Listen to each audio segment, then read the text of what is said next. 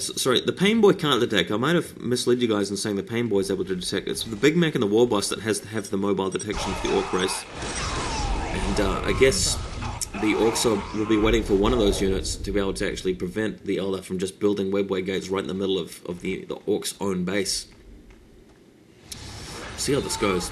3 minutes until 3 minutes now. Victory. Eldar putting down a Soul Shrine by the looks, looking to get some technology back up and running himself.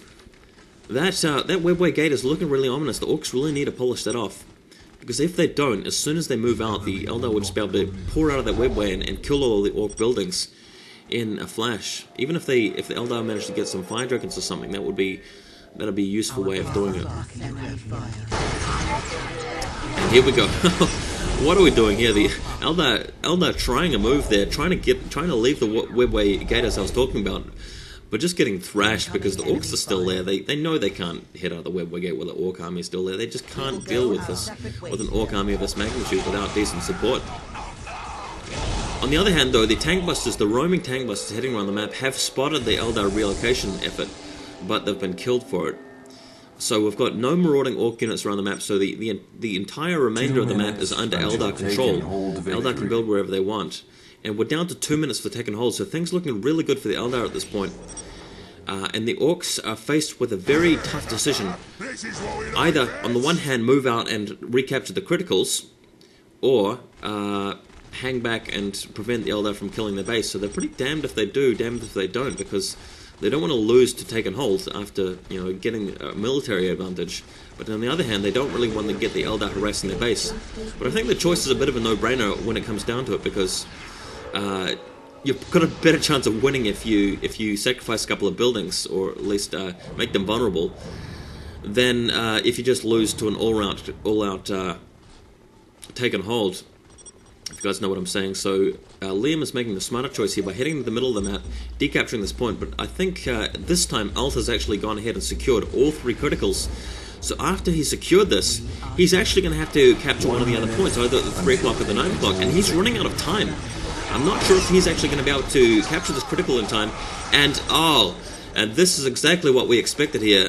By the way, a mech shop going up, so that's going to get some Orc vehicles if he's quick enough. But the Eldar are actually taking the opportunity here to actually trash some Orc buildings while he knows that the Orc has forced his hand here. The Orc has to capture the critical, and he's not got much time to do it. This is actually right down to the wire, guys. He's only got less than a minute to go before capturing this. And the timer is really counting down. I'm not sure if he's going to be able to make it. We're down to about less than 30 seconds here, and oh my god, the timer's kicking down.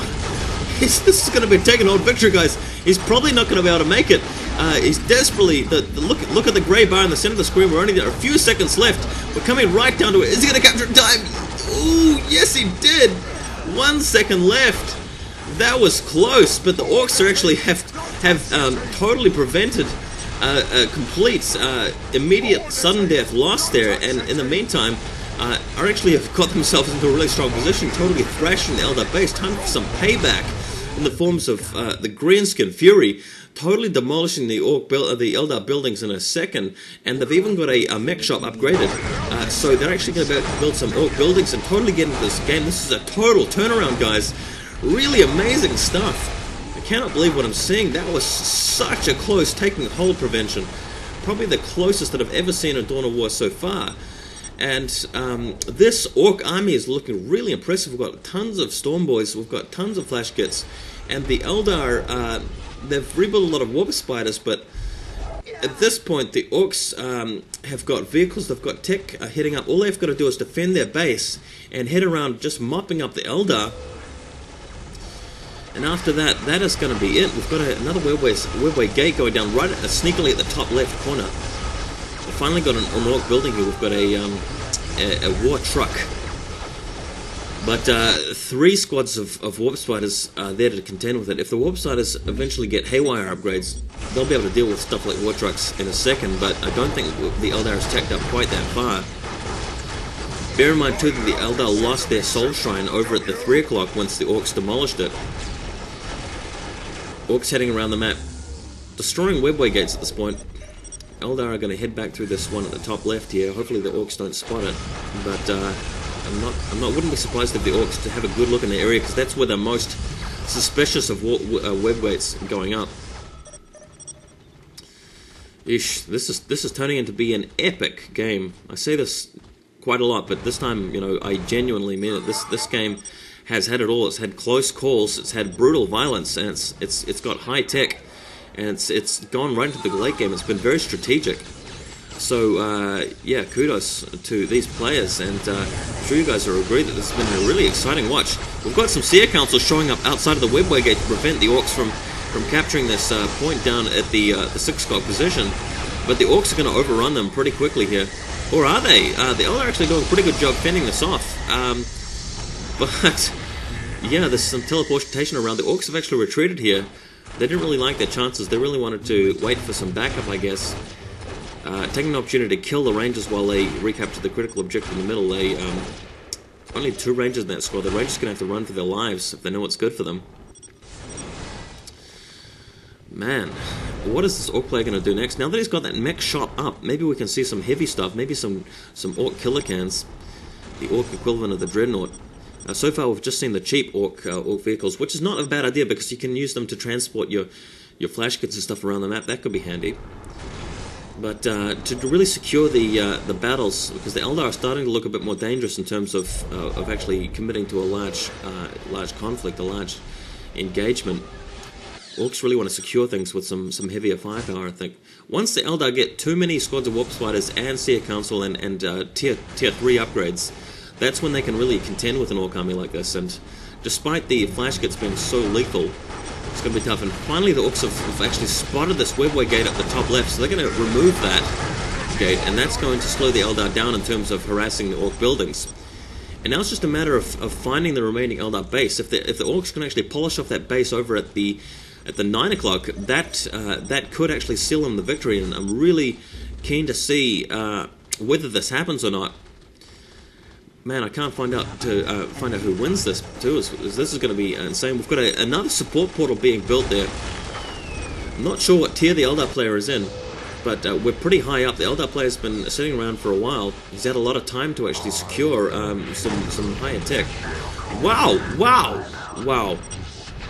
Wow, that's an avatar. So, speaking of tech, the Eldar player has actually teched up to the Uber tier 4 and a fire prism. Oh my god, so this is what the Eldar player was doing all of this time while the Orc player was resecuring himself. Eldar player has actually teched right up to tier 4, so this is going to be dangerous. He could actually fully commit to a battle. You can see the Eldar buildings glowing. That means they're in tier 4 with the Eldar avatar out. The avatar is actually heading away, but the Orcs have spotted the Eldar base. So what I was saying before is that if the Orcs can spot the space, they can win it, but I sort of take that back now because it's still going to be evenly matched.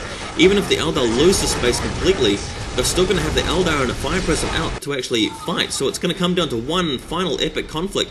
And look at this Eldar army. This is a huge Eldar army. We've got triple maxed out squads of Warp Spiders, and we know we're in tier 4, so they're going to be fully upgraded Warp Spiders and Seer Council as well. So this is going to be an epic fight here. The Orcs are probably going to need a little bit more than this to actually contend with the Eldar, especially with that avatar. Wow, this is going to be a fight. This is going to be a fight to watch. Don't change the channel, guys. This is going to be pretty extreme. We've got the Eldar leading the attack. We're heading into the Orc base now, so this is going to be it. This is where the game is going to end. Finally, once and for all, the Eldar player is no longer scared. We've even got a war boss arriving for the final war. This is where the battle is going to take place. The war boss doesn't have the rest of his units showed up yet, though. So here we go. The Eldar are just plowing into the Orc buildings, forcing their hand, forcing a fight here. The Orcs have got to come and commit here. The Avatar is going to just slash away at those what do you call it, those war banners. And here it comes. The Warp Spiders charging straight to the combat. They're not afraid of Orc melee. They're just going to teleport straight in and start shooting. We've got the Fire Prism blasting away, and all the abilities going off right now. The Avatar is not actually in the fight right now. The Avatar is crushing the Orc buildings. The other player's decided that he's going to split his force a little bit and to make sure the main group of Eldar ties up the Orcs while the Eldar are polishing off, the Avatar is polishing off the Orc base. and they're polishing off the buildings. This seems to be an interesting tactic. The Warp Spiders are suffering greatly because of that, though. And here comes the War Boss, plowing into the fight, getting stuck in with the boys.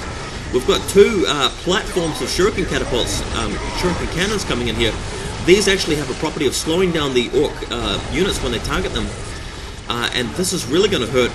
The Orcs are really going to be punished here by this combination of those catapults, as well as the Fire Prism blasting everything with area effect. We've even got some Bright Lancers too, which drop the armor rating of any Orc units that it shoots against. So they are firing away, picking off Orc units as we go.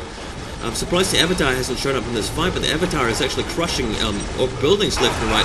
So left unattended, he's actually going to demolish the Orc base as well. And it looks like the Eldar are probably going to come out on top here. We've got a Wraith Lord joining the combat, and the War Boss